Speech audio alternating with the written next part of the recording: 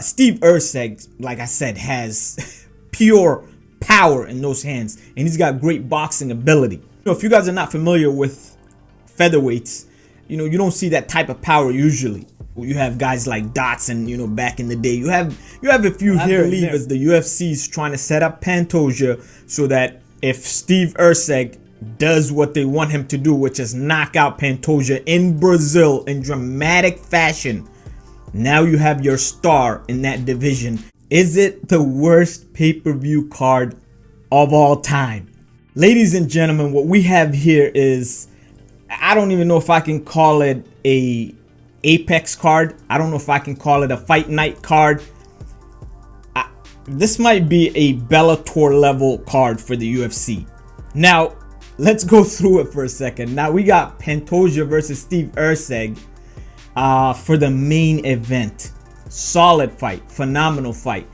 If a lot of people are not familiar with Steve Erceg, he's making his way up right now, and he's an exciting fighter, and he's got power in that division, and like he's excitement in that division. So I'll get to that in a second. Let's just go through the card for a second. You got Michel Pereira versus Mahmoud Muradov. You got Anthony Smith versus Vitor Petrino. You got Joe Anderson Brito versus Jack Shore. You've got Paul Craig versus Borrayo. This is pretty bad. I didn't even know. I had no idea if Anthony Smith had retired or not. I'm surprised he's still fighting. I kind of feel like this is disrespectful to, the country of Brazil, who we all know. Like, that is fight central. The greatest fighters in MMA history have risen from Brazil. And so to make that return to Brazil and to put a fight card like this together for Brazil is disrespectful in my opinion. UFC 300 card. I know UFC 299 was also stacked. We have the privilege of seeing two of the most stacked cards back to back. Never been done in UFC history, right? So that's the privilege. But then what comes after is what fans will have to pay for those two phenomenal cards. Now, we do know Alex Pereira said that he will take care of Jamal Hill in dramatic fashion and then do the unthinkable and fight on this card in Brazil. If that can happen, if Alex Pereira, I favor him in that fight. I believe he's going to beat Jamal Hill.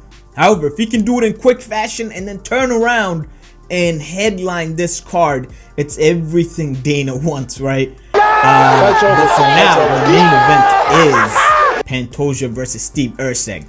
I also wanted to mention Carolina is making her return on this card. Carolina is a big name in women's MMA, so beefs up the card a little bit, but it's still a Bellator card. I want to talk about the main event for a second. For people who are not familiar with Steve Erceg, I believe what the UFC is doing here is setting up Pantoja to make a star out of Steve Erceg. The reason why I say that is because this is a great stylistic matchup. Pantoja is one of the best strikers in the UFC right now. He's a phenomenal striker.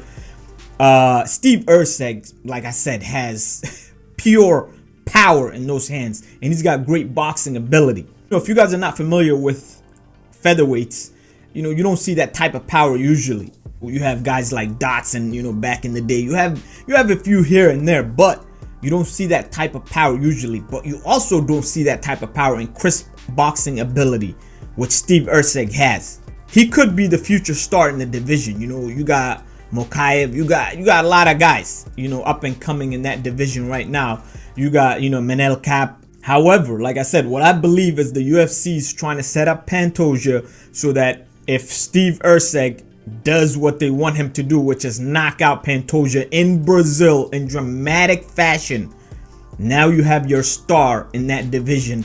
And so hopefully Pantoja realizes that the UFC send him up. This guy's for real.